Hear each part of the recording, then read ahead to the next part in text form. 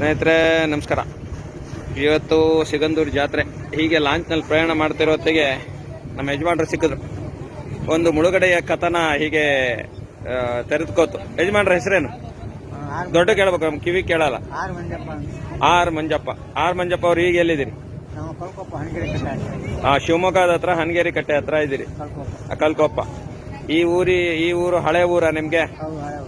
ಹೇಗ್ ಹಳೆ ಊರು? ಎಲ್ಲಿದ್ರಿ ನೀವು? ಕೆಪ್ಪಿಗೆ ಎಲ್ಲಿದ್ರಿ?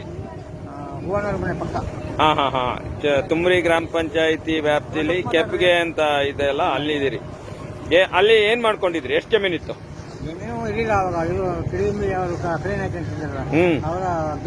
ವ್ಯಾಪಾರ ಕರಿನಾಯಕರ ಅಡಿಯಲ್ಲಿ ಗಣಿ ಮಾಡ್ಕೊಂಡಿದ್ರಿ.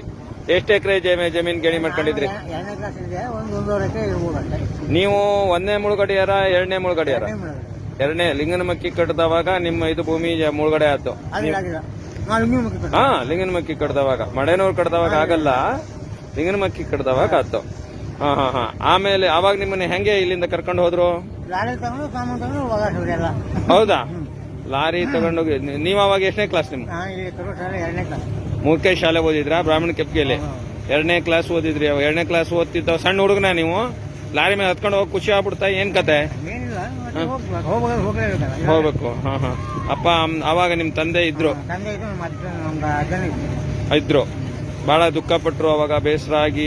ಏನು ಈಗ ಅಲ್ಲಿನ ಪರಿಸ್ಥಿತಿ ಹೆಂಗಿದೆ? ಪರಿಸ್ಥಿತಿ ಅಂದ್ರೆ ಜಮೀನು ಕೊಟ್ಟಿದ್ದಾರೆ ಒಂದು 7 ಕಡೆ. ಆಮೇಲೆ ಈಗ ಬಗರ್ ಹುಕುಮ್ನೆಲ್ಲ ಏನು ಸರ್ಕಾರ ಗೊತ್ತಲ್ಲ ಏನು ಅದಕ್ಕೆ. ಈಗ ಮೊನ್ನೆ ಸುಪ್ರೀಂ ಕೋರ್ಟಿಗೆಲ್ಲ ಹೋಗಿದೆಯಲ್ಲ, ಆ ಜಮೀನ್ ವ್ಯಾಪ್ತಿಯಲ್ಲಿ ನಿಮ್ದು ಬರುತ್ತಾ? ಜಮೀನ್ ನೀರಾವರಿ ಜಮೀನ? ಬೋರ್ವೆಲ್ ಬೇಕು ಅಷ್ಟೇ, ಬಿಟ್ರೆ ನೀರಾವರಿ ಇಲ್ಲ. ನೀರಾವರಿ ಮಳೆ ತಂದ್ರೆ. ಪ್ರತಿ ವರ್ಷ ಜಾತ್ರೆ ಬರ್ತೀರಾ? ಪ್ರತಿ ವರ್ಷ ಬರ್ತೀರಿ. ಈಗ ಸೇತುವೆ ಆಗ್ತಾ ಇದೆ ಹಳೆ ಊರಿಗೆ, ಏನನ್ಸುತ್ತೆ?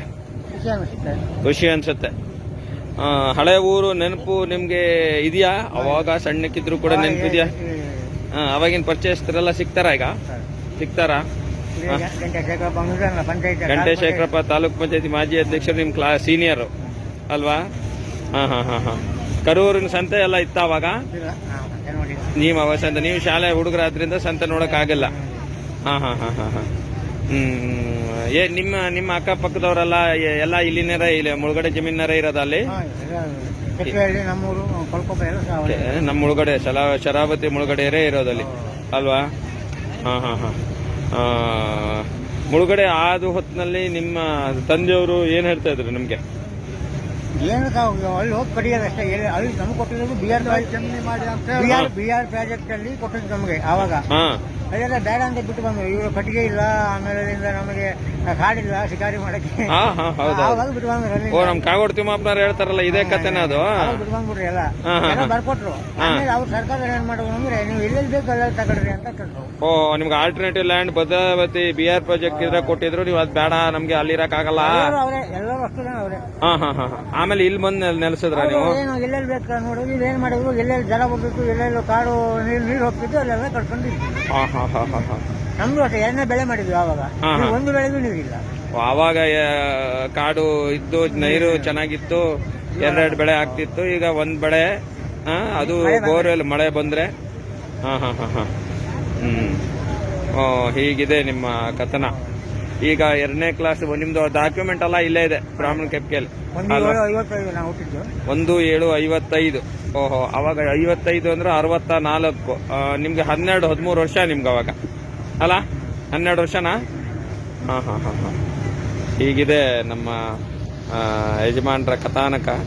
ಹೀಗೆ ಈ ಶರಾವತಿ ನದಿ ದಂಡೆಯಲ್ಲಿ ಹೀಗೆ ಇಂತಹ ಸಾವಿರಾರು ಜನ ಸಂತ್ರಸ್ತರು ತಮ್ಮ ನೆನಪುಗಳನ್ನ ಬಿಚ್ಕೋತಾ, ಹಳೆ ಊರುಗಳನ್ನ ಹುಡ್ಕೋತಾ, ಈಗೆಲ್ಲ ಹಳೆಯರೆಲ್ಲ ಕಾಳಕ್ಕೆ ಹಾಕೊಂಡು ಹೋದ್ರು ಹೆಚ್ಚು ಕಮ್ಮಿ. ನಮ್ಮ ತಾಯಿ 93 ವರ್ಷ ಇದಾರ? ಓಹೋ, ಅವ್ರ ಹತ್ರ ಹೇಳಿದ್ರೆ ಒಂದು ಒಳ್ಳೆ ಕತೆ ಸಿಗ್ಬೋದೇನೋ. ಈ ದೋಣಿ ಮುಳುಗದ್ದೆಲ್ಲ ಗೊತ್ತಿರುತ್ತೆ ಅವರಿಗೆ? ಈ ಹರ್ದೂರಾಗೆ ದೋಣಿ ಮುಳುಗುದ್ದು ನಿಮ್ಗೆ ಗೊತ್ತಲ್ಲ? ನಮ್ಮ ಬಾವ ಗೋವಿಂದಪ್ಪ ಅಂತ ಹೇಳಿವಡಿ ಗೊತ್ತಾ? ಹೇಳಿವಡಿಯರ್ ಗೊತ್ತು. ಐದಾರಲ್ಲ? ಎಷ್ಟು ಜನ ಉಳ್ಕೊಂಡ್ರು ಅದ್ರ? ಒಬ್ರ ಇಬ್ರ ಉಳಿದಿದ್ರು ಅಷ್ಟೇ? 23 ಜನ ತೀರೋಗಿದ್ರು ಅಲ್ವಾ? ಶರಾವತಿ ನದಿ ದಂಡೆಯಲ್ಲಿ ದೊಡ್ಡ ದುರಂತ ಅದೇ ಅದು ದೋಣಿ ಮುಳುಗೋದು ನಮ್ಮ ಅಜ್ಜ ಅವರೆಲ್ಲ ಬಂದಿದ್ರು ನೋಡಕ್ಕೆ. ನೋಡಕ್ಕೆ. ಹಾ ಹಾ ಹಾ ಹಾ.